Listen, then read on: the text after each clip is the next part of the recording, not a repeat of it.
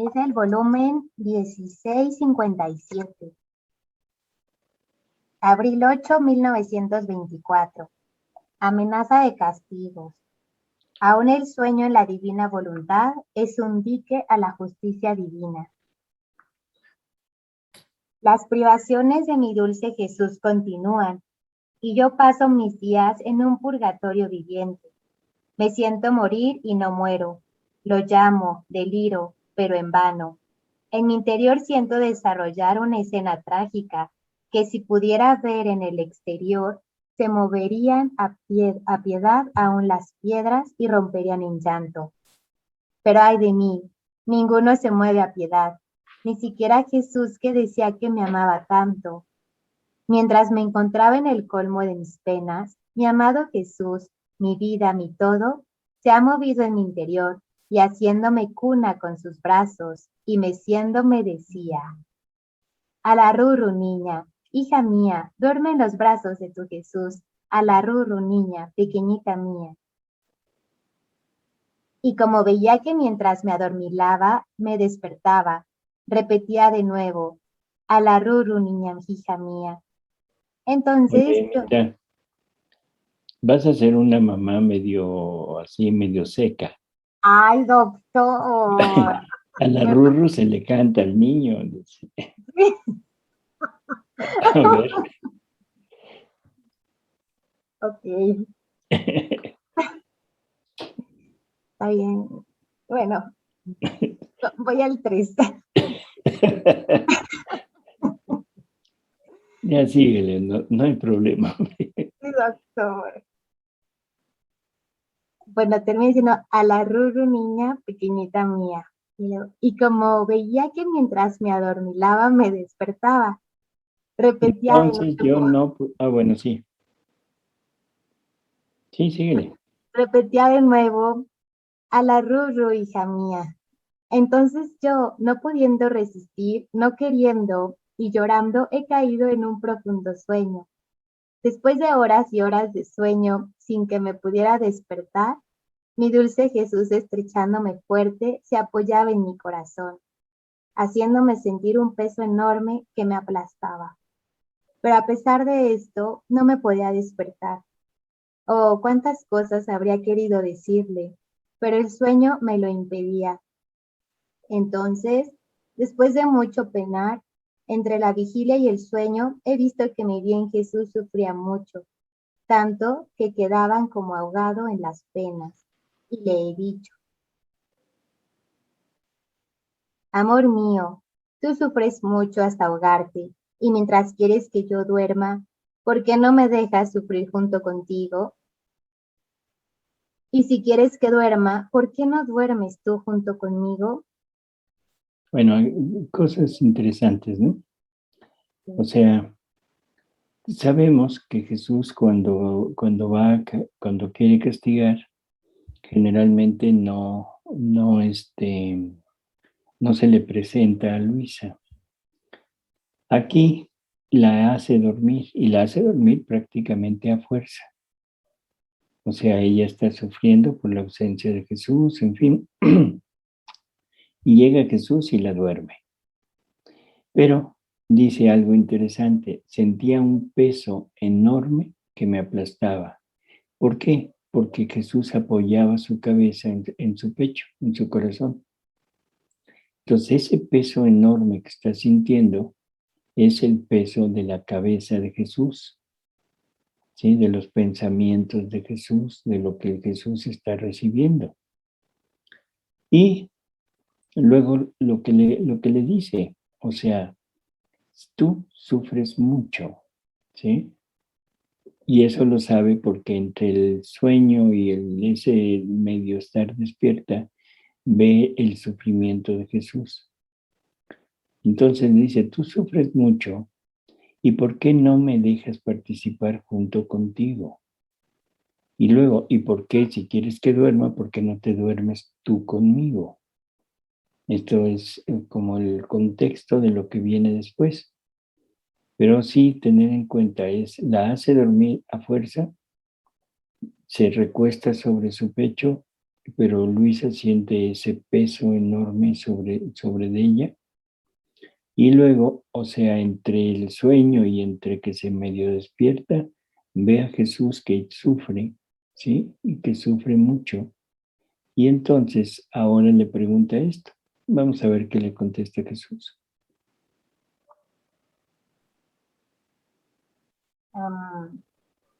Y Jesús todo afligido me ha dicho: Hija mía, son tantas las ofensas que me hacen que me siento ahogar en penas.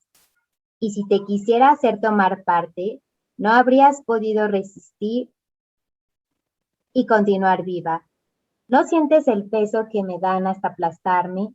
Porque estando en ti me resulta inevitable no hacerte partícipe. Y O si sea, yo que aún dormida, el recostarse sobre ella es una participación de las penas. ¿Sí? O sea, no importa que no esté consciente ella, pero como vive en la divina voluntad, Jesús puede apoyar y puede descargar parte de sus penas en ella.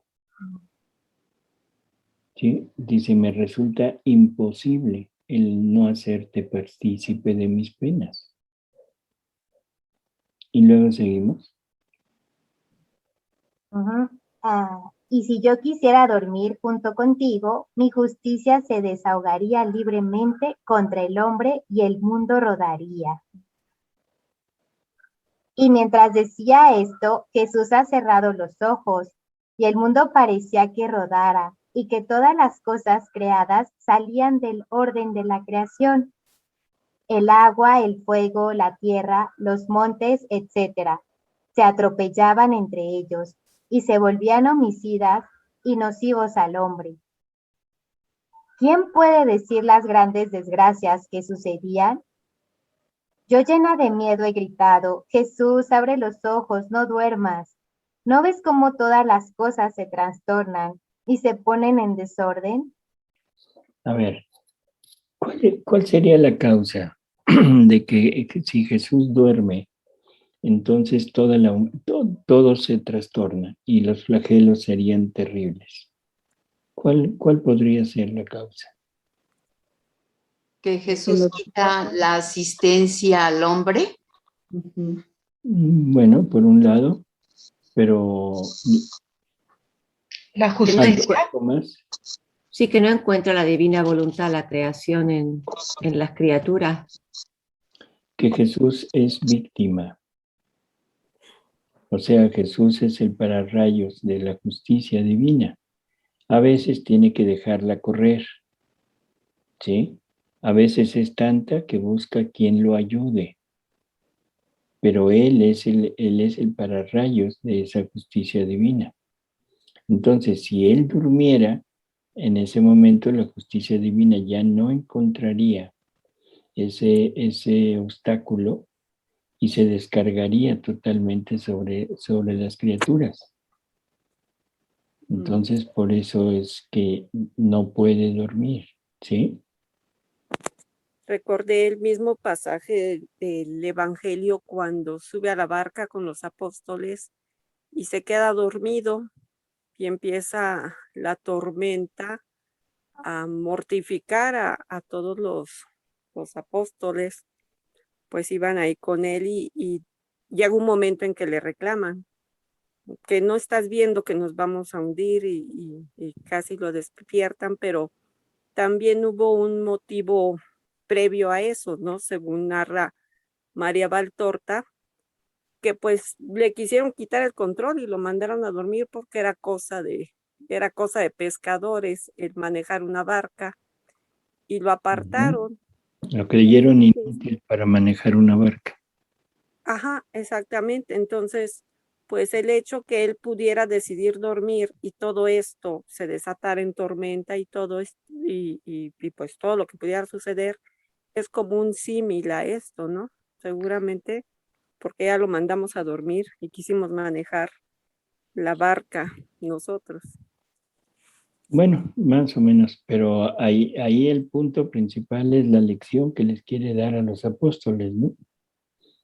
O sea, una lección en que los apóstoles se creen que son los buenos, los que saben cómo manejar las cosas.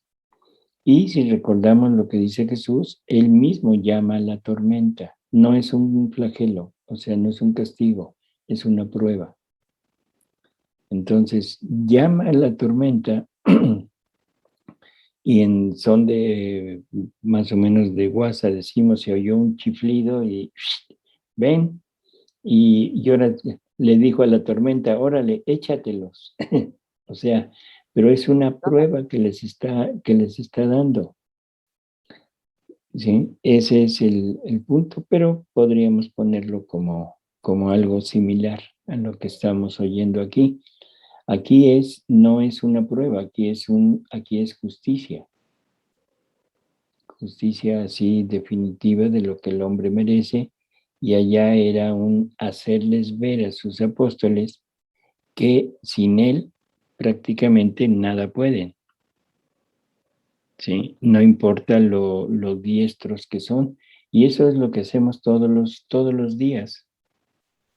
O sea, y sobre todo las almas que acuden a misa continuamente y que reciben a Jesús Eucarístico, estamos haciendo exactamente lo mismo. Recibimos a Jesús y ahí, como lo creemos incapaz de poder manejar nuestra vida, nuestra barca en el mar de este mundo, le decimos, mira maestro, búscate un lugarcito cómodo, tranquilo, ahí en mi interior, ¿sí? Porque el que sabe manejar mi vida, mi barca, soy yo. Aquí el único problema es que con todo y la tormenta no lo vamos a despertar, ¿sí? Y no es que esté dormido, se hace el dormido. O sea, es diferente, ¿no? Pero en fin, aquí el punto es, si Jesús se duerme, no hay obstáculo, no hay pararrayos para la justicia y se descarga sobre el hombre, ¿sí? Y esa palabrita, el mundo rodaría, se trastornaría totalmente todo. Esta es una lección enorme. Jesús sigue de alguna manera sufriendo. Su pasión es continua. Su pasión está en un acto continuo de repetirse, no en forma cruenta, pero está repitiéndose continuamente, sobre todo en la Eucaristía. O sea, la vida, en la Eucaristía está Jesús, completo, cuerpo, sangre, alma, divinidad. Pero la vida de Jesús no fue otra cosa más que sufrimiento. O sea, en su vida no tuvo otra cosa. Recordemos las tres pasiones. La pasión del amor, la pasión del pecado fueron continuas. O sea, infligidas no por el hombre, no por seres humanos, sino por el amor divino. Así que lo que está pasando en la hostia, que es la vida de Jesús, es una vida de sufrimiento que se quiso quedar para acompañarnos, para lograr llegar a tener el reino en nosotros, o sea, acostumbrarnos a su vida divina en nosotros, formar estas hostias sacramentales en cada uno de nosotros, pero también en estar sufriendo continuamente para continuar la redención del hombre. ¿Sí? Ese es el punto principal. Así que no, Jesús no puede descansar. Y la última que es también importante, Jesús sufre por lo que nosotros le estamos haciendo, por las ofensas, por todo lo que hacemos, los pecados que cometemos. Pero cuando castiga, sufre también los castigos, porque Él tiene que sufrir los sufrimientos de todas las criaturas. Por lo tanto, cuando la criatura sufre por los flagelos, Él sufre junto con la criatura lo mismo que la criatura está sufriendo. O sea que cuando Él castiga, no castiga nada más al hombre para que el hombre sufra, sino él se somete al castigo también.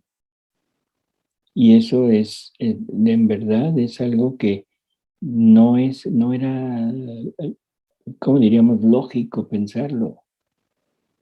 Sin embargo, el castigo es tan necesario que no importa lo que él tenga que sufrir, pero lo sufre para continuar nuestra redención aún en el sufrimiento del castigo. O sea, esto es tremendo lo que nos está hablando, tremendo lo que Jesús tiene que sufrir, ¿sí? Y pues nos parecemos un poquito a lo que decía Natalia, a veces ya ni los dientes blancos quedaron.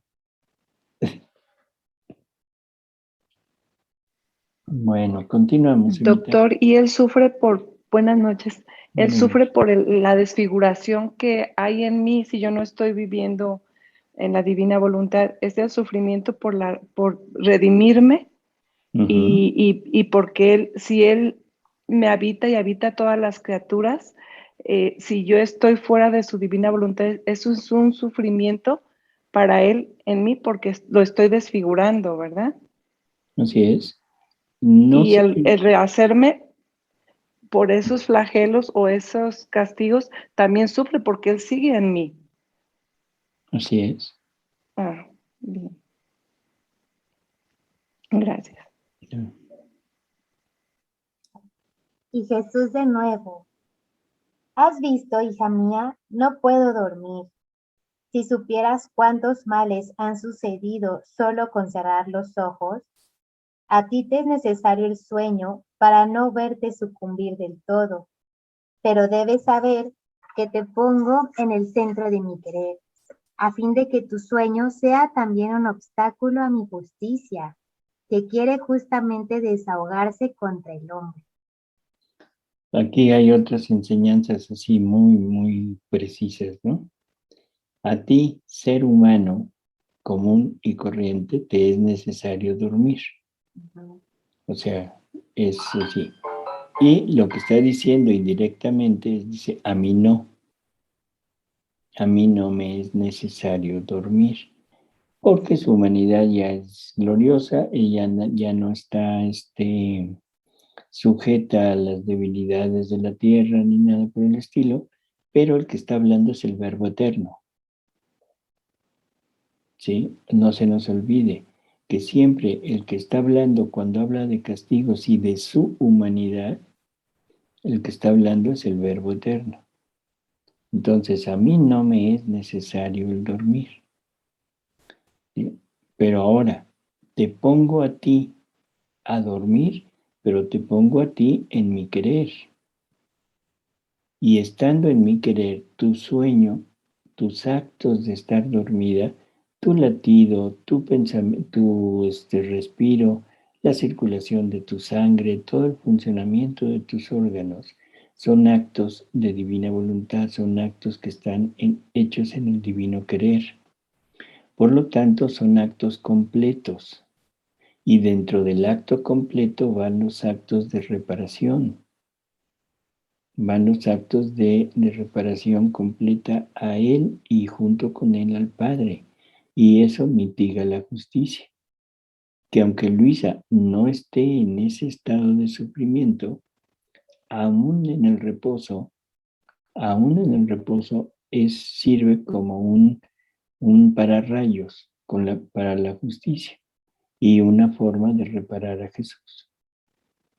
Y esto nos da una idea que viviendo en la divina voluntad, todos nuestros actos, no importa cuáles sean, dan este resultado, actos completos para Dios.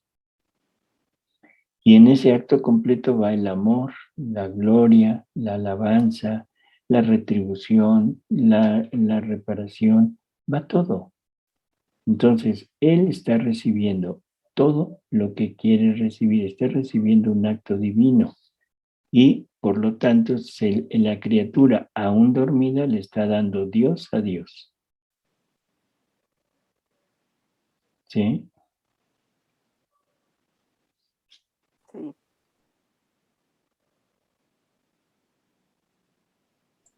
Acto completo y cumplido, lo mismo, ¿no? Así es.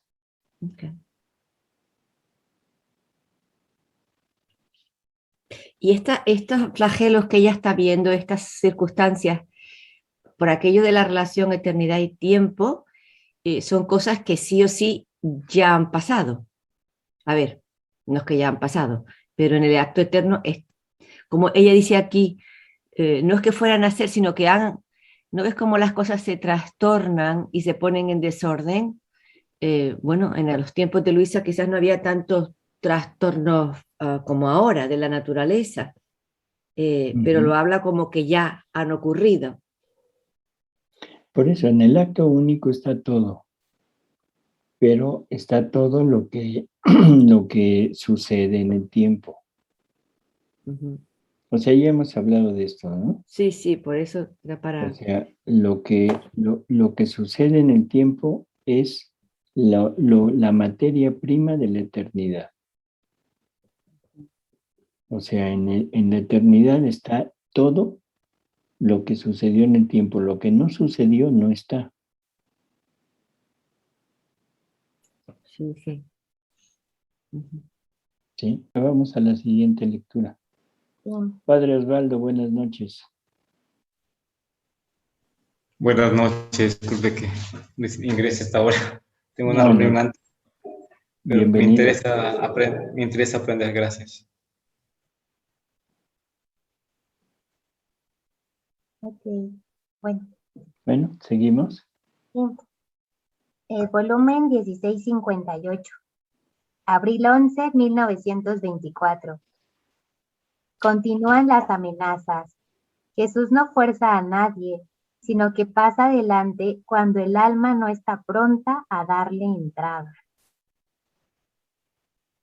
Continúo sintiéndome aturdida y adormecida. Mis potencias no comprenden más nada, y si alguna cosa comprendo en algún momento de intervalo, de vigilia, siento una sombra en torno a mí que, oscureciéndome toda, hasta las más íntimas fibras, me hace suspirar y querer el santo querer divino. Oh, cómo temo que pudiese salir de su santísima voluntad. Luego, impresionada como estaba por los castigos que Jesús me había dicho y por la vista del trastorno de las cosas creadas, se ha agregado que he oído a algunas personas los graves males sucedidos en estos días pasados en varias partes del mundo, hasta la destrucción de regiones enteras. Pero mientras esto sentía, mi Jesús en mi interior, moviéndose, me ha dicho: hija mía, es nada aún. Seguiremos adelante en purificar la faz de la tierra. Me da mucha repugnancia verla, tanto que no puedo sostener la vista. Esto está hablando de un futuro. O sea, lo más probable en la vista profética, o sea, generalmente como que se montan las escenas, no sabemos exactamente para cuándo.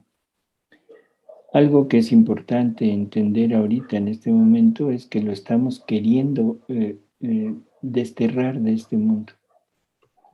O sea, ya no solamente queremos ofenderlo, ya no solamente no nos interesa, sino lo queremos desterrar prácticamente. Entonces, el dolor, el sufrimiento que debe tener en estos momentos Jesús debe ser tremendo. Cuando ve que su criatura conscientemente está rechazándolo, ¿no? O sea, está haciendo actos. A veces hemos hablado que todos nosotros somos adoradores de Satanás. A veces pensamos que el adorador a Satanás es el que se inscribe en una secta satánica y hace lo que hacen ellos, no importa, ¿no?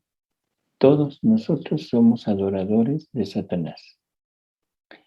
Jesús nos habla de que la verdadera adoración es la igualdad de obras. O sea, cuando la criatura adquiere las obras o copia o acepta las obras de otro, en ese momento está adorando a esa otra persona. Y dice que la verdadera adoración, el modelo de la verdadera adoración es la Santísima Trinidad, donde está la perfecta igualdad de obras entre Padre, Hijo y Espíritu Santo. Cuando Jesús es tentado en el desierto, o sea, allá en el monte de las tentaciones, ¿cuál es la segunda tentación? O sea, el demonio quiere ser adorado, ¿sí? Quiere que sus obras las acepten los otros. Y por eso le pide a Jesús, adórame un instante y te doy todo el mundo. O sea, le enseña los reinos de la tierra y dice, te doy todo esto porque todo esto es mío. Ya sabemos lo que le contestó Jesús, en fin, de esto. Pero ese mismo movimiento, esa misma petición nos la está haciendo a nosotros continuamente. Nos está diciendo, adórame un instante y te doy el mundo. Y nosotros le hemos hecho caso. O sea, hemos adoptado las obras de Él. Y hemos adoptado los pensamientos de Él. Ahora pensamos con los pensamientos del demonio, o sea, con pensamientos contrarios a los pensamientos de Dios. Y es muy sencillo irlo viendo. Simplemente vamos a lo más sencillo, repasemos los mandamientos y vamos a ver cómo en muchos de estos mandamientos estamos en contra. ¿Quién de los presentes no acepta como natural el divorcio? El hombre no separe lo que Dios ha unido. Y ahora le ponemos pretextos, le ponemos artificios para decir, no, es que sí se puede separar. Es que no había unión. No, perdón. O sea, el mandamiento es estricto. ¿Quién ve mal que una persona, o sea, casada, divorciada, se vuelva a juntar con otra? Ya lo vemos como algo cotidiano. ¿Quién ve mal que una pareja se oponga a la procreación y no se oponga al placer? Y Jesús dice cosas tremendas de eso. Dice, ¿qué diferencia hay entre la cama del pecado y la cama de un matrimonio que no se niega al placer, pero sí se niega a la procreación? Y podríamos seguir enumerando muchas cosas. Y a veces, ya sobre todo en el plano laboral, hemos también tenido esta costumbre. Adoptamos las ideas y las obras de él. O sea, no sé, cosas simples. Engañamos un poco por ejemplo, en alguien que vende algo, en el precio, en la cantidad, en fin, y todos estamos predispuestos a buscar el beneficio propio a costa de engañar a la otra persona. Así que eso es lo que la Virgen dice en Padre Gobi. A Padre Gobi la Virgen le dice que la marca de la bestia en la mano es el adoptar las obras del otro en nosotros. Y que la marca de la bestia en la frente es adoptar los pensamientos de la bestia. Y los pensamientos de la bestia son a veces muy sutiles, porque nos imaginamos así actos satánicos, tremendos. No, cualquier acto que vaya en contra de lo que Dios ha mandado, en contra de lo que Dios ha creado. Y eso es lo que estamos haciendo y estamos tratando de quitar a Dios de este mundo. Entonces, muchos de estos castigos, mucho de esto que Jesús le habla, debe ser también para estos tiempos. ¿Sí? En fin.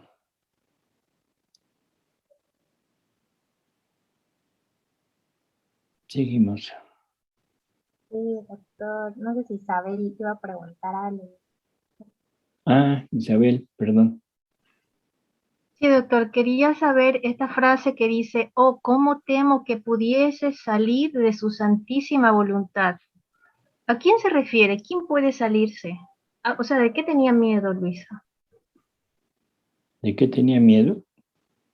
Dice, oh, cómo temo que pudiese salir de su santísima voluntad. Ella. Se está refiriendo a ella. A ella misma. Así es. Dice, oh, cómo temo que yo pudiese salir de su santísima voluntad. Ah, es que aquí no dice yo. No, por eso, pero bueno, la palabra pudiese y el contexto. Es de ella misma. Ah, ya. Eso no entendía. Gracias, doctor. Ándale, Isabel. Seguimos, Emita. Sí, doctor. Yo he quedado más que nunca oprimida, y el cuadro horrible del trastorno de la naturaleza visto en días pasados se hacía vivo ante mi mente.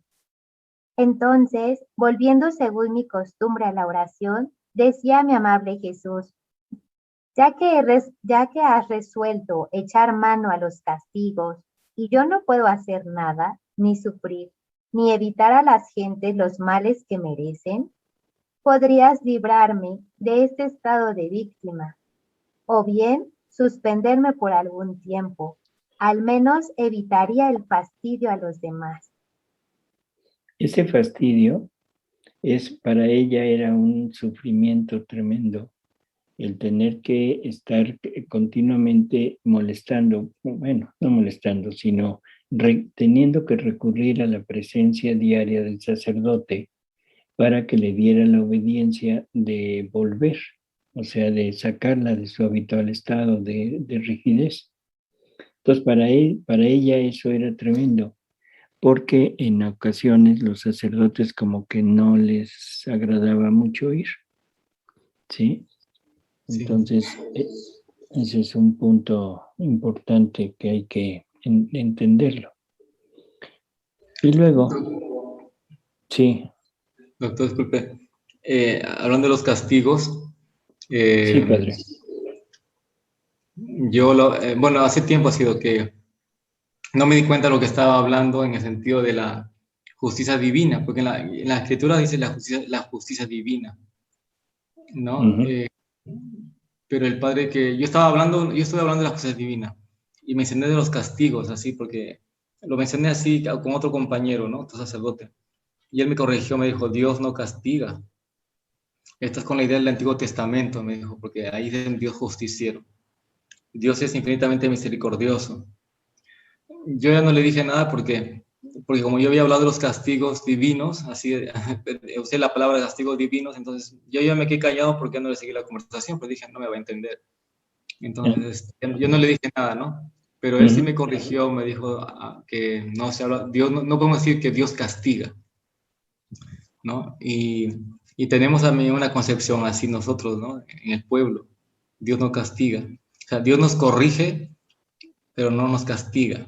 Estos castigos que ella habla, los flagelos, son prácticamente como correcciones para poder salvarnos, ¿no? Porque hay partes que le dice ella, Señor, iglesias destruidas, mueren de todo tipo, sacerdotes, y dice, si no pasara esto, no se salvarían. A veces le responde Dios así a ella, ¿no? Así es. Así es. O sea, Jesús nos habla de que el castigo es amor. O sea, es amor, lo que trata, lo que intenta es que la criatura se convierta, que la criatura regrese. Y hay ocasiones en que dice que nos hemos vuelto tan duros, tan duros, que no hay otra forma más que nos llegue a tocar en la piel. Ya no nada más el castigo exterior, el castigo afuera, ¿no? De la naturaleza, en fin, sino el castigo en la piel, enfermedades, alguna incapacidad, alguna cosa que nos aqueje, pero él habla continuamente de castigos. pero entendido que es por amor. ¿Sí? Como un padre de familia, cuando uno tiene hijos y el hijo no obedece, no se comporta como se debe, o sea, a veces pues uno le habla, generalmente no entienden, y luego hay que recurrir incluso al castigo, pero el castigo va con la finalidad de que se corrija. Un padre que no castiga es un mal padre, un pésimo padre. Entonces, bueno, quizá la palabra sea lo que espante, ¿no? Y entonces lo puso más suavecito, que corrija. Correcto, que corrija con un terremoto. Perfecto, ya nos corrigió destruyendo nuestras casas y quedando aplastados ahí en el todo. Pero bueno, está bien. Doctor, hay una historia que cuentan de San Francisco, creo que es San Francisco de Sales, que su madre, cuando era pequeño y se portaba mal, pues le decía, bueno, le mandaba a ponerse debajo del cuadro o una imagen del corazón de Jesús. Y dice, vete ahí a ver qué es lo que te dice Jesús, a ver lo que te dice Jesús. Claro, él se ponía debajo del cuadro y después de un tiempo, pues eso, le decía, dice, ¿qué te ha dicho algo? Dice, no, no me ha dicho nada. O sea, eh, bueno, es una historia, o sea, una anécdota. Creo que es San Francisco de Sales y luego, bueno, pues él viendo cómo se portaba su madre, dice que encontraba todos, o sea, encontraron en su mesa raída por las uñas de cómo detenerse esa ira, esa fuerza contra otros que iban a él a hablarle y tenía lo que son la mesa de su despacho, pues toda de las uñas, de lo como diciendo, y es como parar, cómo es la misericordia de Dios, es el puro amor. Bueno, está bien. Seguimos, Emita. Sí, doctor. Y Jesús, hija mía, no quiero disgustarte. Si tú quieres que yo te suspenda, lo hago. Y yo, temiendo hacer mi voluntad, he agregado de inmediato, no, no, amor mío, no debes decirme si quieres tú, sino que debes decirme, soy yo que quiero suspenderte de este estado. No debe venir de mi voluntad, sino de la tuya. Entonces aceptaría. Así que no para contentarme a mí, sino para hacer que tu voluntad se cumpla en mí. Qué hábil es Luisa, ¿no? Sí. Todo lo manipula, lo pone, pero está bien, o sea, no mi voluntad, sino la tuya. Pero la tuya debe ser la mía, es lo que le está diciendo más o menos. ¿Sí? Curioso. Sí, Elena. Y Jesús de nuevo, no quiero disgustarte, quiero contentarte. Si quieres que te suspenda, lo hago, pero has de saber que mi justicia quiere hacer su curso, y tú y yo debemos ceder en parte. Hay ciertos derechos de justicia de los cuales no se puede hacer menos, pero como te he puesto en el centro de mi voluntad, en este estado de víctima, aun cuando ahora duermas, ahora sufras, ahora reces, es siempre un obstáculo a mi justicia para impedir el curso a la casi total destrucción de las cosas, porque no se trata solo de castigos, sino de destrucción. Híjole, ahora sí ya las cosas se pusieron peor, ¿no, Padre Osvaldo? Ya no es castigo, ahora es destrucción. En fin, pero volvemos al mismo punto de la otra lectura. En la otra lectura, el sueño era un obstáculo, un dique contra la justicia, ¿no? Y aquí lo extiende todavía más. Cualquier cosa que hagas, O sea, que duermas, que sufras, que reces, es siempre un obstáculo a mi justicia para impedir la casi total destrucción de las cosas. Yo creo que esto debemos de irlo asimilando para entender lo que es hacer vida divina. O sea, no se trata de una frase, no se trata de una idea, no se trata de un deseo, se trata de una realidad. O sea, la única forma que a mí se me ocurre para entenderlo es la vida que tenemos nosotros, lo que somos ahorita en este momento, es el producto de todos nuestros actos de voluntad humana. O sea, nuestra voluntad humana es la que ha ido conformando todos los actos y cada acto adquiere las características de mi voluntad. Mi voluntad es humana, el acto es humano, por lo tanto la vida que se está desarrollando es humana. El sueño que yo hago contribuye a la formación de mi vida humana. El respiro, el latido, el funcionamiento de mis células, todo está contribuyendo a desarrollar una vida humana. Cuando la divina voluntad entre realmente a formar ya vida en mí, como vida en mí, en ese momento todos mis actos van a estar motivados, producidos por la voluntad divina. Por lo tanto, todos los actos van a estar contribuyendo a desarrollar en mí una vida divina. Ya no importa si estoy dormido, no importa si estoy trabajando, no importa si estoy comiendo, si estoy jugando, no importa. Todos son actos divinos. Por lo tanto, como todos son actos divinos, lo que se está desarrollando ahora en la criatura es vida divina. Y esa vida divina es lo que sirve de reparación, lo que sirve de obstáculo a la justicia divina. Entonces, cualquier cosa que estemos haciendo está sirviendo de ese obstáculo, de ese pararrayos y de ese ayudar a Jesús a aliviarlo en sus sufrimientos, de ayudar a Jesús en la reparación que Él hace al Padre, en ayudar a toda la familia humana, desde Adán hasta el último de los hombres, ayudarle a darle más luz, más fuerza, más atributos, más dones, incluso darles más gracias, porque la divina voluntad es la dadora de las gracias. Y ahora esa divina voluntad, estando en la criatura, las gracias que esa divina voluntad da, salen de la criatura.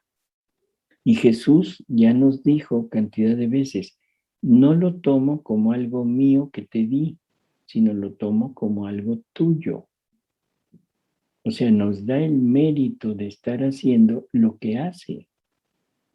Entonces, todo lo que pueda contribuir a la conversión de toda la familia humana, todo lo que pueda contribuir a la santidad de la familia humana, todo lo que pueda contribuir a que las almas en el purgatorio purguen, se purifiquen, les alivie, mucho más que una indulgencia, por favor, porque esto es vida divina que se les da.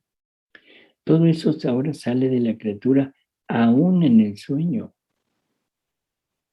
O sea, aún en el sueño, aún en estados en que no tengo ni la menor idea de lo que mi organismo está haciendo.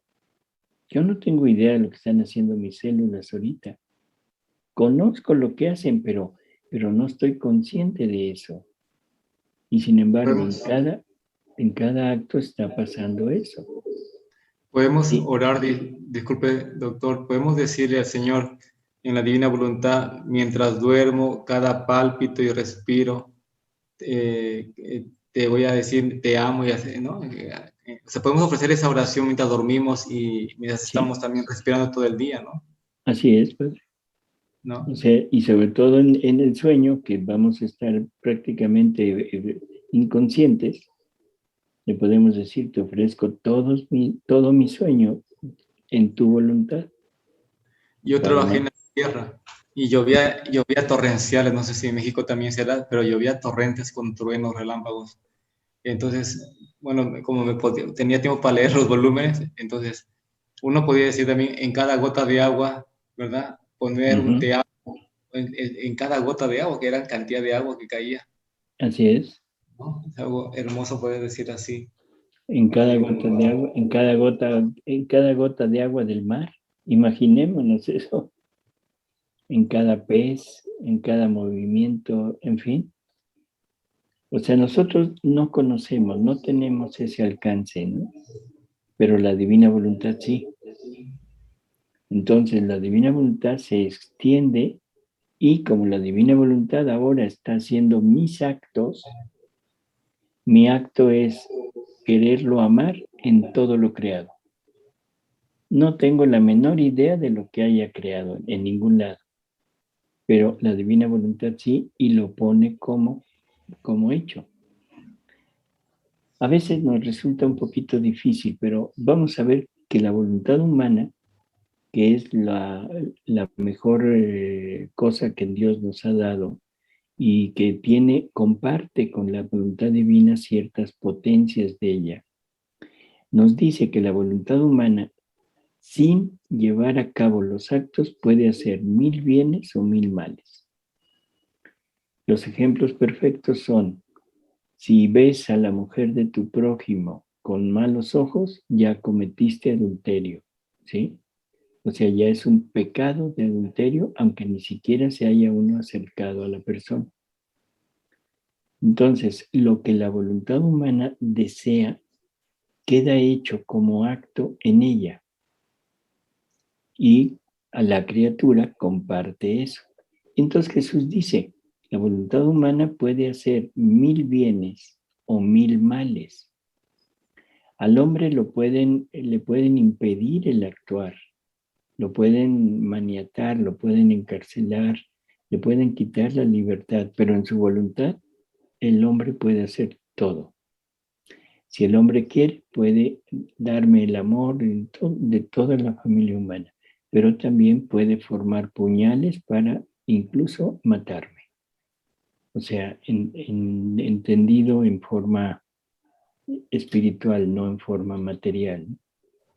Si eso puede hacer la voluntad humana, ¿qué podrá hacer la voluntad divina siendo ahora como vida nuestra?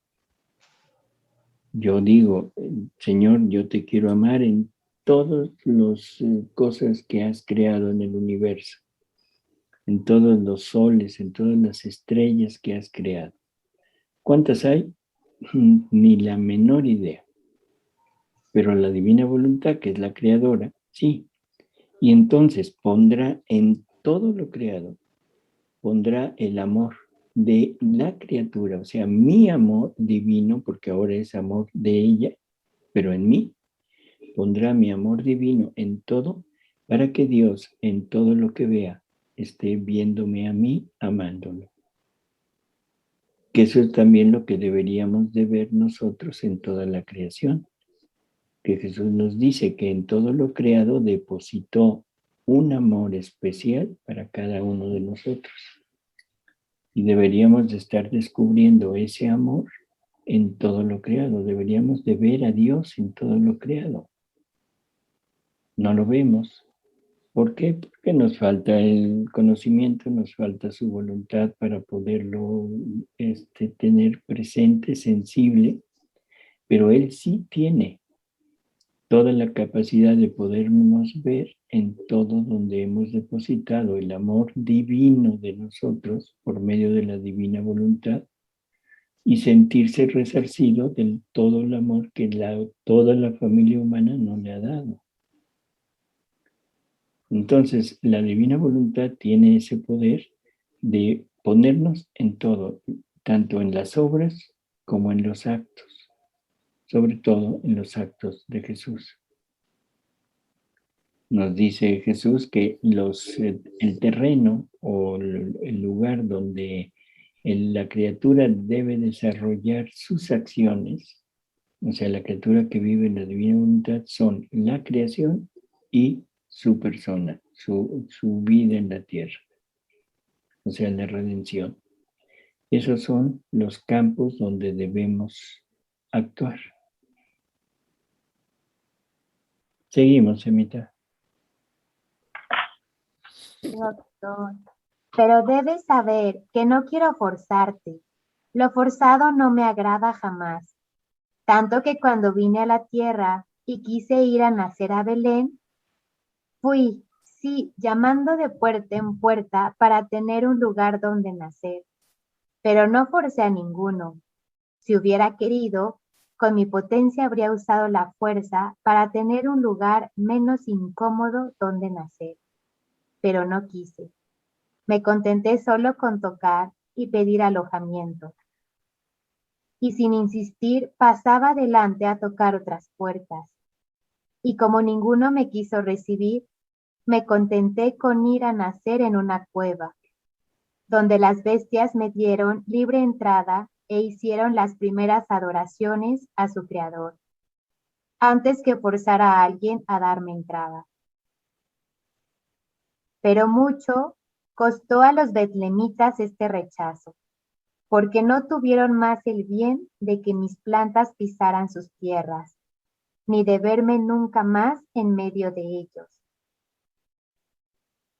A mí me agradan las cosas espontáneas, no forzadas. Me agrada que el alma haga suyo lo que yo quiero, y como si fuese cosa suya, no mía, libremente y con amor me done lo que yo quiero. Lo forzado es de los esclavos, de los siervos y de quien no ama.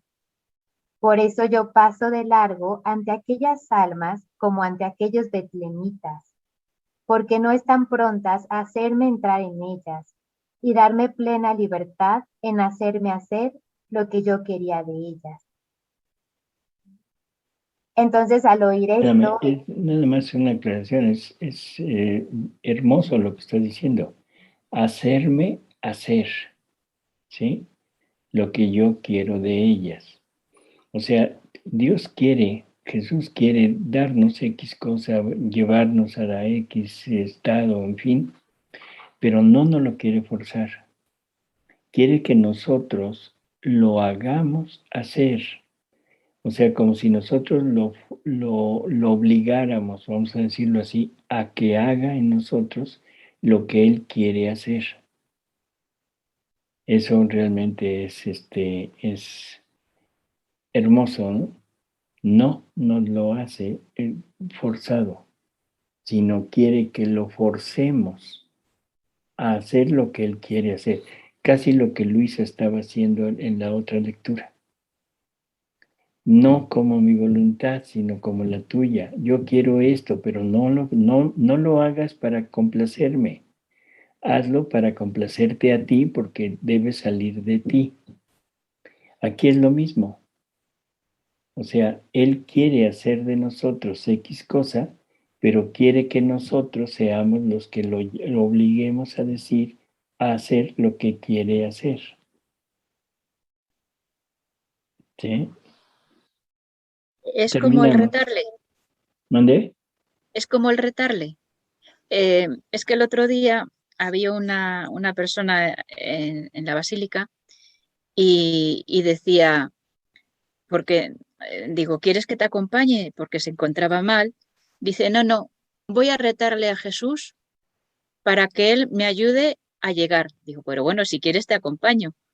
Y dice, no, voy a retarle. Al final llegó a su casa ella, esta persona. No sé, digo.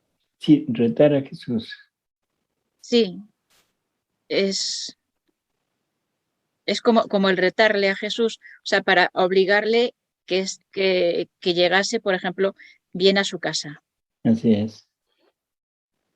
Es más o menos lo mismo. Ok, ¿terminamos, Emita? sí, entonces al oír esto he dicho, amor mío, Jesús, no, No quiero ser forzada, sino libremente quiero estarme en este estado, aunque me cueste penas mortales. Y tú no me dejes jamás, y dame la gracia de que haga siempre tu voluntad. Bueno. Doctor Jonas, quería hacerle una pregunta pequeña. Es que en los primeros libros habla de que nosotros debemos de vernos en Jesús, ¿sabe? Ahí podría decirnos un poquito cómo sería esa de vernos en Jesús. Siempre ¿Mandé? ¿Cómo sería vernos en Jesús? Ajá, porque debemos encontrarnos en Jesús, así como Él Por va a eso estar. Él dice, cuando quieras reconocerte, ven a reconocerte en mí. Ajá. Porque si te quieres reconocer en ti, te vas a equivocar. ¿Sí? Bueno, ¿qué quiere decir eso? O sea, todo lo que nosotros somos, Semita, somos imagen de Jesús. Entonces, ¿qué necesitamos? ¿Qué necesitamos para que seamos realmente imagen de Jesús? Bueno, pues primero conocerlo para saber qué debemos tener. Entonces, cuando tú quieras saber lo que tú eres como ser humano, mírate en Jesús. ¿Qué vas a ver? Una naturaleza humana, o sea, material. Bueno, esa la tienes. Él tiene una naturaleza espiritual, ¿sí? Tiene un alma, tiene un espíritu, tiene las tres potencias del alma. Tú también las tienes. Pero Él tiene una vida divina, tú no la tienes. Y Él tiene una voluntad divina y tú no la tienes. Por lo tanto, no quieras reconocerte en ti, decir, es que esta soy yo. Yo más bien diría que si tú te ves a ti misma, vas a tener que decir, esta no soy yo.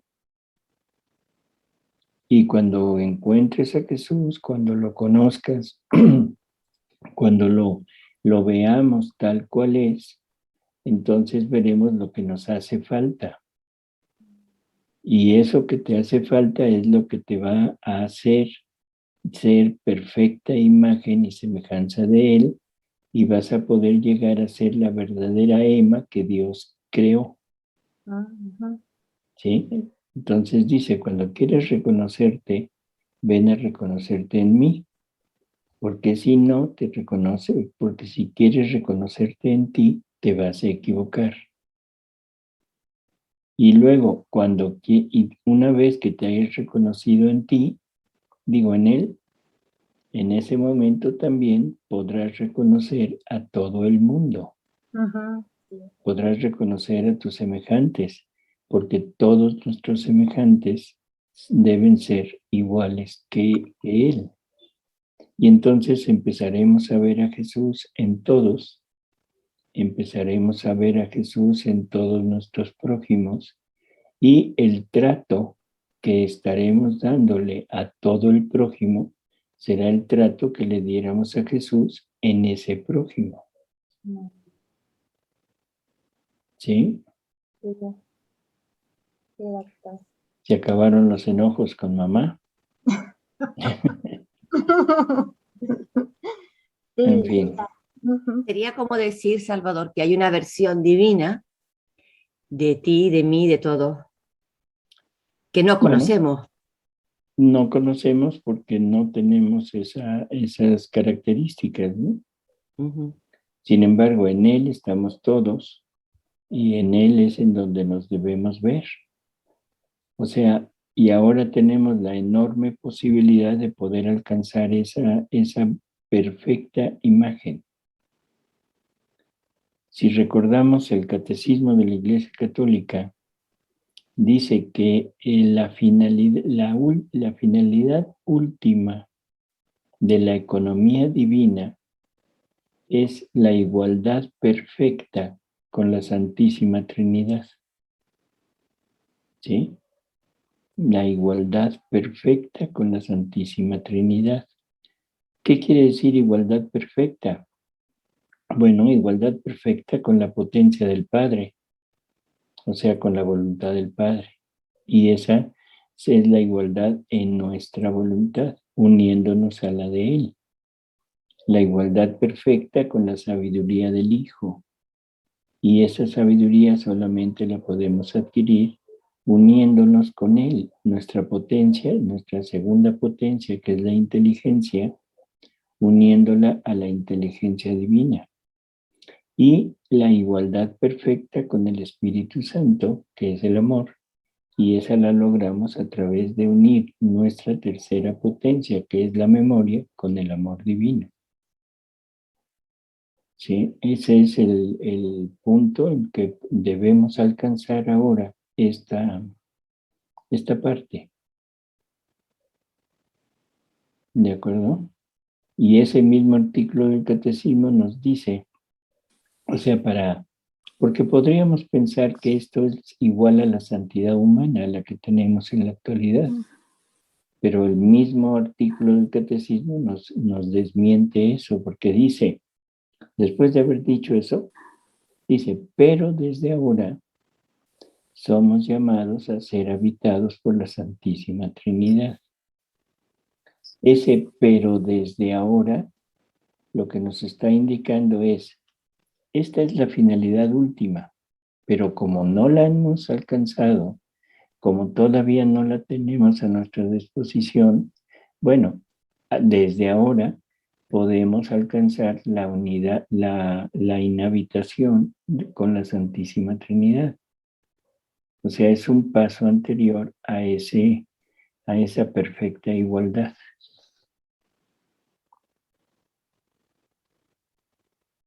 ¿De acuerdo, Cris? Sí, pero me refería también a que es gracias en virtud a que Jesús ya rehizo todas nuestras vidas y gracias a eso pues, estarían como suspendidas esperando que lo tomara y lo tomamos fundiéndonos o uniéndonos de esta manera que nos has dicho. Eso. Pero gracias a que Jesús lo rehizo todo ya. Okay. Si no es por medio de la redención, esto sería inalcanzable para el hombre. O sea, el Padre nunca hubiera aceptado dar nuevamente esta posibilidad si no tuviera el pago completo, y el pago completo lo dio Jesús. Así es. Thank you. Doctor. Buenas noches, Salvador. Una pregunta, perdón. Se entiende que se puede entender que entonces volvemos a encontrar la semejanza perdida y la semejanza perdida es la de Jesús, ¿no?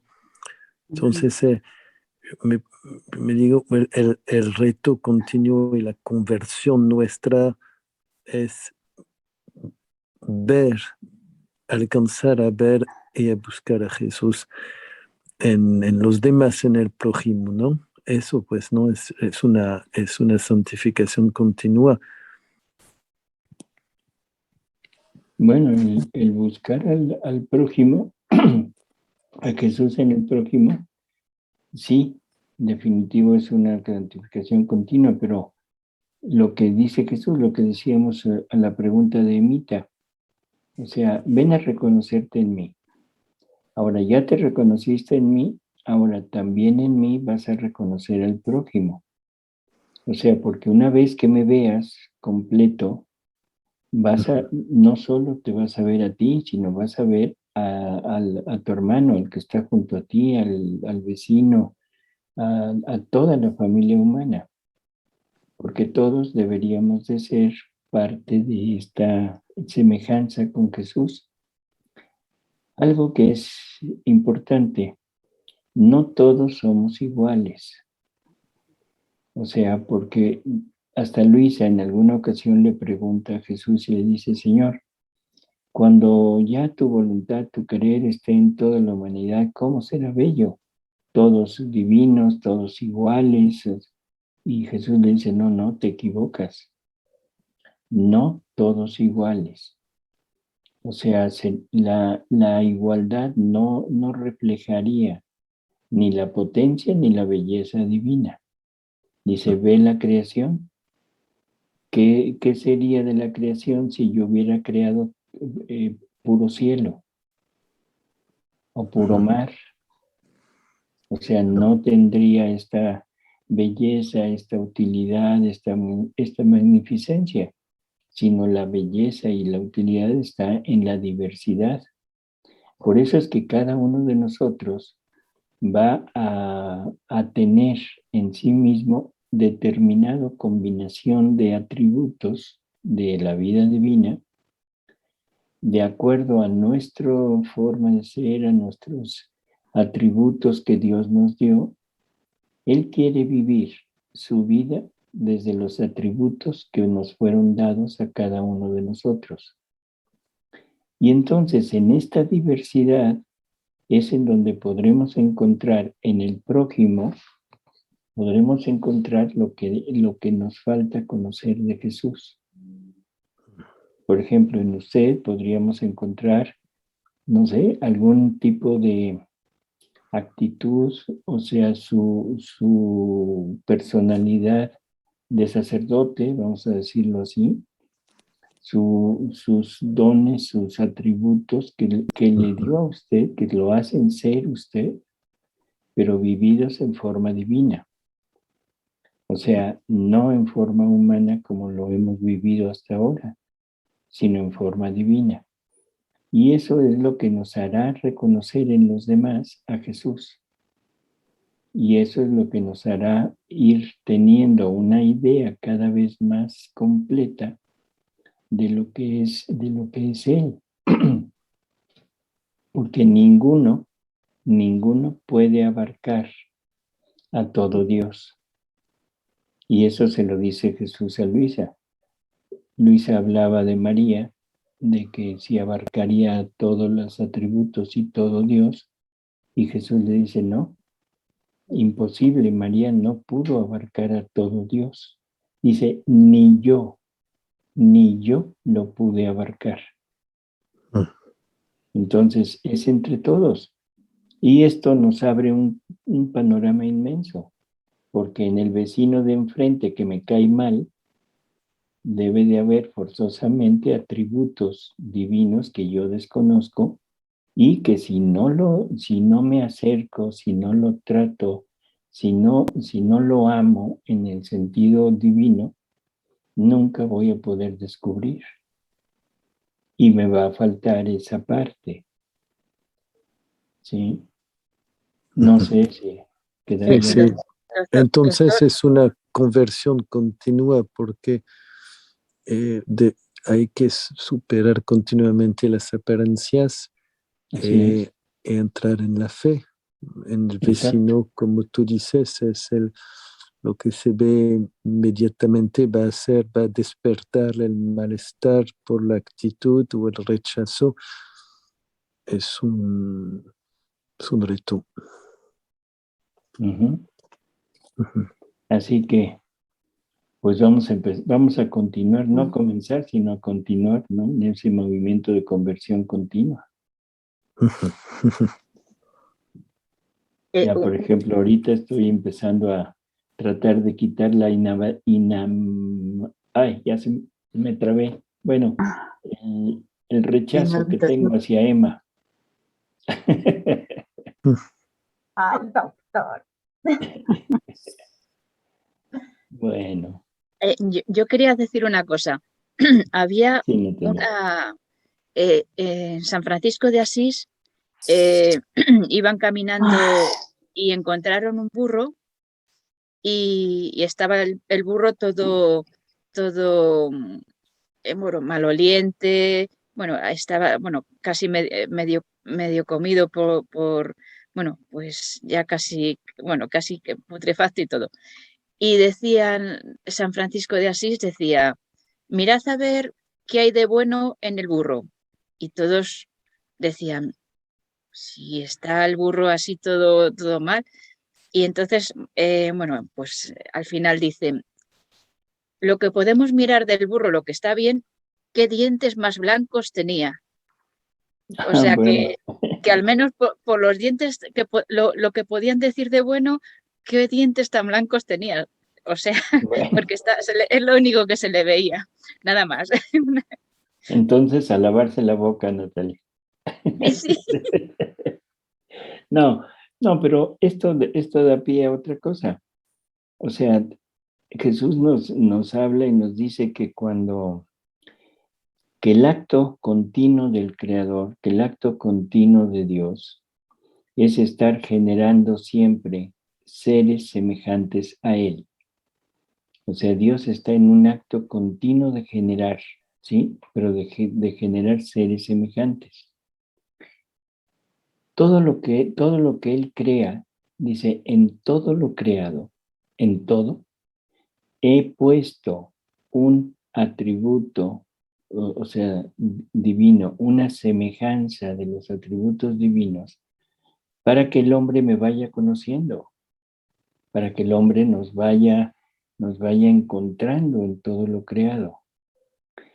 Es muy difícil poder en la actualidad, poder descubrir, por ejemplo, los dones o las semejanzas que Dios pueda haber puesto en animales, por ejemplo, en una araña, no sé, en una culebra, en una hormiga, pero hay otros que es un poquito más sencillo, por ejemplo, en un perro, la fidelidad, en un burro, la resistencia, ¿sí? Ese continuo ayudarle al hombre en sus trabajos, la fuerza, en fin, en todo. Entonces, no nada más veamos la parte física, o sea, así, sino tratemos de descubrir en todo lo creado ese atributo, ese don, ese amor que Dios depositó en todo lo creado, aún en los dientes blancos del burro, el amor que depositó para nosotros. ¿Sí? Y cuando veamos una cucaracha, bueno, se ha vuelto, como diríamos, repulsiva, ¿sí? Pero eso es debido a prácticamente al cómo hemos descompuesto totalmente nuestra vida y cómo esa vida que se descompuso en nosotros se ha reflejado parte en la creación. Entonces nosotros ahora consideramos repulsivos determinadas cosas. Algunos animales, algunos insectos se han vuelto nocivos para el hombre y bueno, pero esto no es culpa de Dios. Dios no creó una araña capulina para que te pique y te mate. Dios no creó el mosquito para que llegue y te pique y te transmita el dengue. Ni creó una amiba para que te dé diarrea. O sea, hay que entender que todo lo creado tiene un amor de Dios y un oficio para nosotros, pero un oficio divino, que lo hemos trastornado. Lo trastornamos porque ya todo lo creado no encuentra a su destinatario. El destinatario que Dios quería que las cosas encontraran era a Él.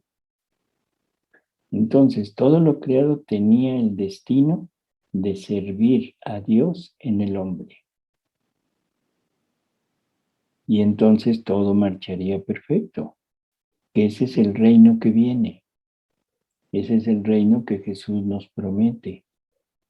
O sea que cuando esté su reino, se cumplirán las profecías del Antiguo Testamento, en donde todo será un vergel, un paraíso nuevamente, donde el niño meterá la mano en el agujero de la serpiente y no le hará nada, donde el león y la oveja estarán juntos. O sea, ese es el reino de la divina voluntad, que no es otra cosa más que el volver al origen, que es Dios y el hombre. Dios y el hombre juntos, todo un mundo con seres semejantes a Jesús, puros hombres Dios en la tierra. y que es la parte final del Apocalipsis. O sea, en el paraíso, un árbol de la vida. En la Jerusalén celestial, que es el reino de la divina voluntad en la tierra, un río que atraviesa esa ciudad y múltiples árboles de la vida. O sea, en el paraíso, uno, Jesús. En la Jerusalén celestial, múltiples, todos aquellos que hayan vivido en la divina voluntad. Suena bonito, ¿no? Hermoso. Por ejemplo, en mi caso, ¿no? Yo recién tengo poco tiempo. Entonces, ¿qué sucede? ¿Qué sucede, no? Si yo puedo ver en el mar, en las estrellas, en los pajaritos, el amor de Dios, decirle te amo, ¿no? A través del campo, del mar, como bueno, toda la naturaleza, todo lo creado. Pero si aún no se vive en la divina voluntad, o sea, ¿en dónde me ubico? Porque ya mi voluntad no quiero hacerla, ¿no? Porque ya se le he entregado al Señor.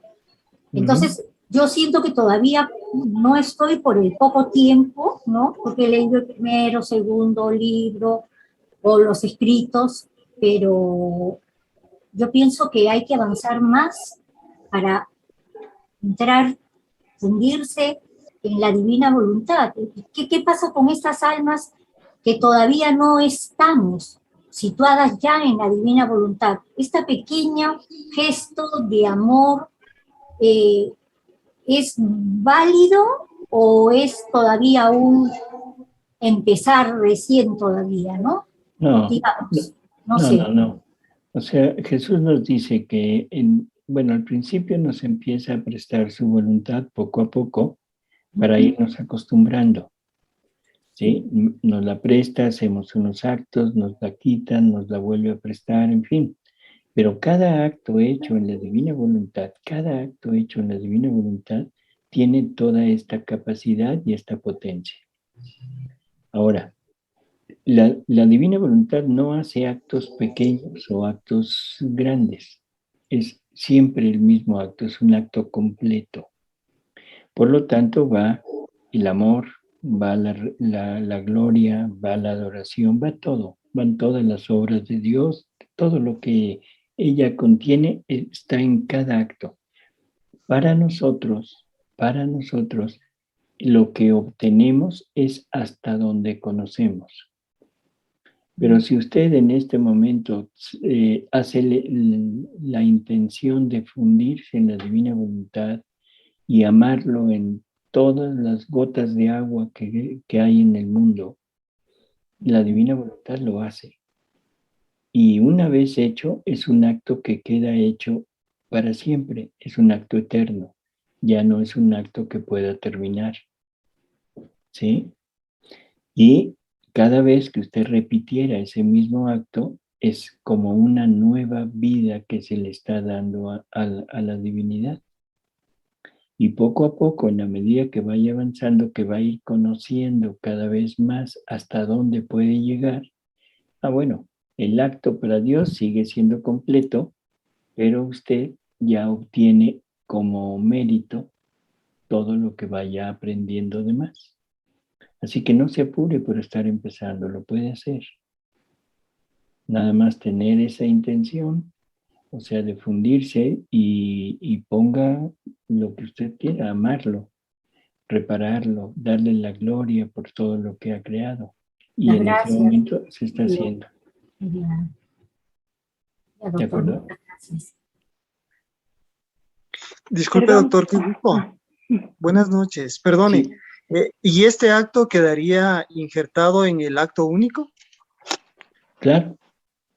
O sea, ningún acto divino, porque hecho por la divina voluntad, podría quedar fuera del acto único de Dios. O sea, todos los actos que se hagan en la divina voluntad quedan inmersos en el acto único de Dios. Y esto es enorme, no sé, a ver si se entiende. La vida divina está formada por actos. O sea, igual que nosotros, nuestra vida pues son nuestros actos, ¿sí? Entonces, el tamaño, vamos a hablar de cosas así como terrestres, el tamaño de la vida divina está formado por los actos de Dios, propios de Él, hechos por Él, como por los actos de las criaturas que han vivido o vivirán en la divina voluntad.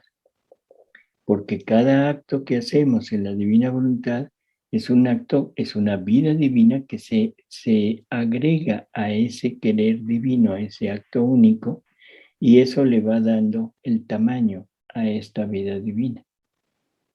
Esto, si lo pensamos con calma, esto es inmenso lo que nos está diciendo, ¿sí? Y nos está dando el mérito como si nosotros realmente fuéramos los que lo estamos haciendo. Pero son actos divinos, no se nos olvide. Son actos divinos, son actos hechos por la divina voluntad, pero que se hacen a través de una criatura. Pero eso no importa. O sea, en realidad ahora lo que importa es que es divino y que tiene la magnitud de un acto divino.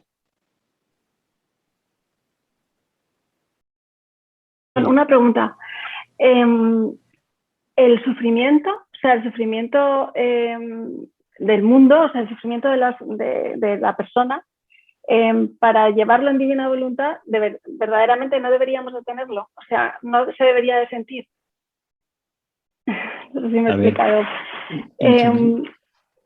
Cuando sucede algo, o sea, un sufrimiento, o sea, un sufrimiento en la persona, al vivirlo de una manera en la vida de Jesús, no deberíamos de sentir personalmente ese sufrimiento, o sea, tendríamos que estar alegres o contentos, o sea, no sé si me estoy diciendo. O sea,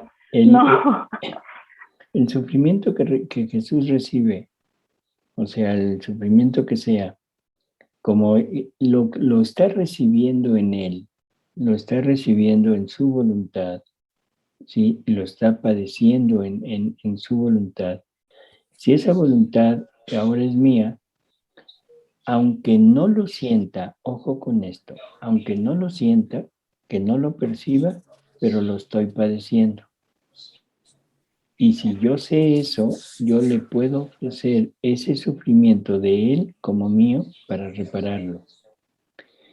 Algunas veces nos dice, nos comparte sus sufrimientos, así como a Luisa, dice que nos va a compartir y de repente sentiremos en nosotros un sufrimiento o un gozo, así sin una razón así práctica, sino que de repente, y eso es que nos quiere compartir en ese momento ese sentimiento que está teniendo. ¿De acuerdo? Y lo debemos tomar como un compartir, como un darnos parte en lo que él sufre o en lo que él goza. Pero aunque no lo sintamos, aunque no nos lo comparta sensiblemente, dentro de ese acto único de Dios, dentro de esa vida divina, se está compartiendo. Vale. ¿Sí? Gracias. Ya. Gracias. Sí. Otra consulta, doctor, disculpe. Sí, en padre. cuanto a la creación, parece que en una de sus reflexiones nos decía, o me equivoco, que la creación no vive en la divina voluntad, solamente el hombre fue creado para vivir en divina voluntad. Bueno, no es que viva, o sea, la creación no tiene vida. O sea, la creación le sirve a Dios como miembros, o sea, para llegar al hombre. O sea, la creación, por ejemplo, el sol le sirve para llegar al hombre por medio de la luz, por medio del calor, de todos los dones que tiene el sol. Entonces, Dios puso su amor en el sol, un amor específico para cada uno de nosotros y un amor distinto en cada atributo del sol. El amor de Dios no es el mismo en el color azul que en el color verde. Ya sabemos que los colores vienen de la luz del sol, no están en los planos de nosotros, ¿no? Sino vienen en la luz del sol. Eso es lo que Dios pone en ellos. Y dice, lo mismo es en todo lo creado, en el mar, en el agua, en el ríos, en la vegetación, en el cielo, en las estrellas, en todo. Dice, pero no dejé este amor a expensas de la cosa creada. O sea, Él pone un amor ahí en la luz del sol, pero no lo deja a expensas de la luz del sol, dice, sino que mi voluntad se quedó ahí para ser ella la que traiga, la que entregue ese amor. Prácticamente es la divina voluntad puesta en todo lo creado para llegar a nosotros y darnos el amor que Dios quiere, darnos el oficio que la cosa creada contiene, o sea, porque eso es lo que Él quiere. Y entonces deberíamos de recibir en nosotros tanto el amor de Dios, pero traído por la divina voluntad. O sea, esa divina voluntad que viene y quisiera encontrar en nosotros, se quisiera encontrar a ella misma, ¿sí? Y depositar el don, depositar el amor y quedarse ella como compañía, como crecimiento de la vida que está haciendo ella en nosotros. Entonces, ahora, aquí hay algo que es importante. Nada creado tiene vida divina. Nada. El hombre es el único que tenía esa capacidad de poder llegar a tener vida divina, y eso porque Jesús se iba a encarnar. Jesús iba a tomar una humanidad. Jesús es el medio en donde se une lo divino con algo creado, que es el hombre. Por eso es que ni siquiera los ángeles tienen vida divina. O sea, los ángeles son espíritus, los ángeles son seres espirituales de la misma naturaleza que Dios, pero creados, pero no comparten la vida divina. Comparten conocimiento de la divina voluntad, pero no tienen esa prerrogativa, porque para que ellos vivieran en la divina voluntad, el verbo se tendría que haber angelizado. Y eso no pasó, para que pudiera unir la voluntad divina con la voluntad angélica. Jesús nos dice que Él es Rey de Reyes. O sea, el reino de Cristo en la tierra será un reino que se instaurará en nosotros. Pero nosotros debemos ser reyes. Y entonces Jesús nos explica lo que quiere decir ser rey. Y dice, rey quiere decir extender su vida en donde reina. Entonces, el Padre es rey y extiende su vida de él en el Hijo. ¿Sí? Entonces, el Padre es rey, el Hijo sería reino.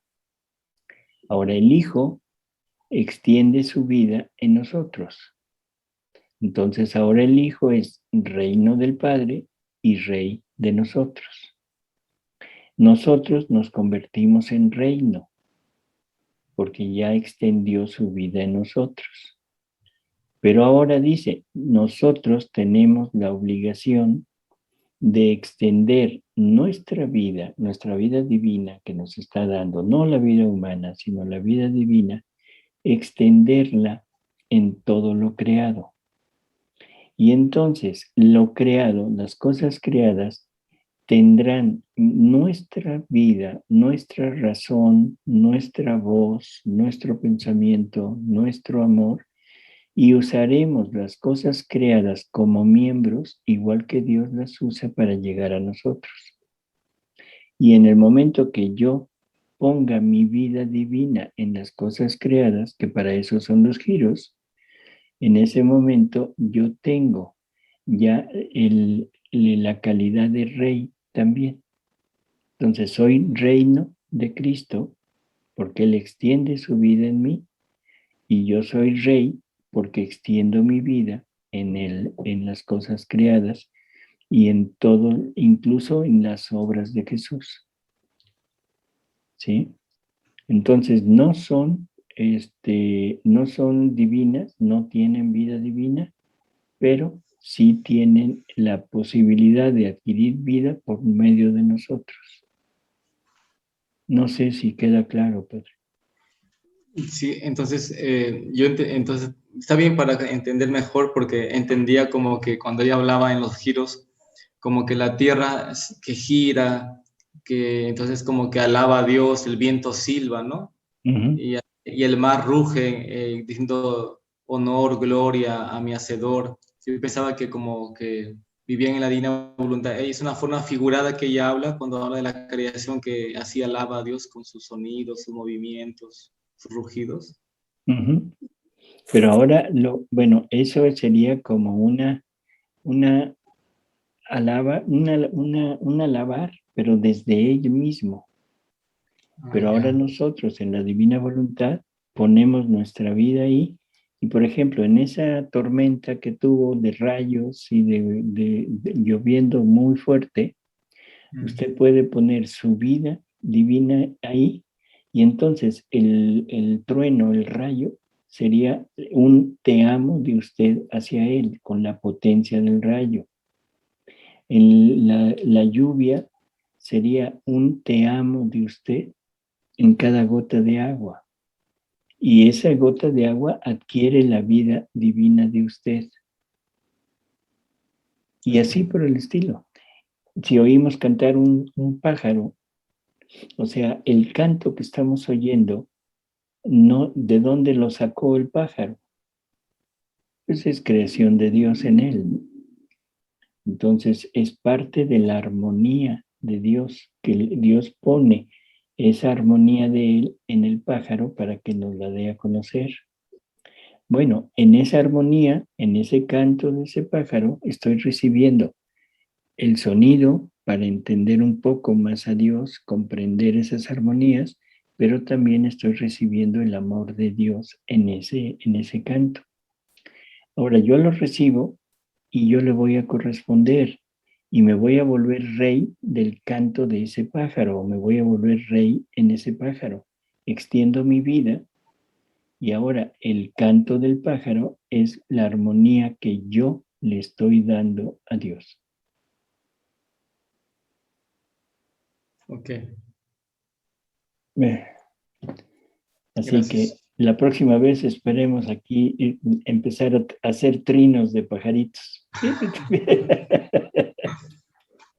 Esto es muy consolador, Salvador. ¿Mandé? Es muy consolador, que es muy consolador esta idea de que pues, las criaturas nos traen el amor de Dios bajo muchos aspectos. Entonces imagínate que se te muere el perrito o el gatito, lo que sea, tú dices, bueno, se ha muerto, se ha ido, pero lo que no se va es el amor de Dios que me trajo, la compañía que me trajo, en fin, en lo que cada cosa creada. En ese sentido, qué bueno que lo dijiste, en ese sentido, todo es eterno. Uh-huh. Todo es eterno, pero eterno con la vida que tú pusiste en eso para Dios. Bueno, pero también por sí solo, ¿no? Porque... No, por sí solo no. No, por ejemplo, yo podría lo pongo ser en el... por el amor de Dios puesto en él, eso, para mí. Sí, eso. Ajá, ahí, sí. Ese, y sí. Esto nos llevaría a una plática que no tiene fin. Todas las cosas son eternas. Uh-huh. En este ambiente, en este plano, no el animal, vamos a poner tu perrito, no, tu burro. Pancho. No, es que tiene un burro, en realidad tiene un burrito allá en Garabandal. Tengo dos. Ah, sí, cierto, ya tiene 2 burritos. Pero entonces, los dinosaurios que están extintos, a ver también. ¿Qué tienen? Súmelos a la eternidad, ahora que ya no los vemos. Por eso, ya los vas a conocer, no hay problema. Pero desde ahorita puedes poner tu vida divina y el amor divino y la gloria para Dios en los dinosaurios.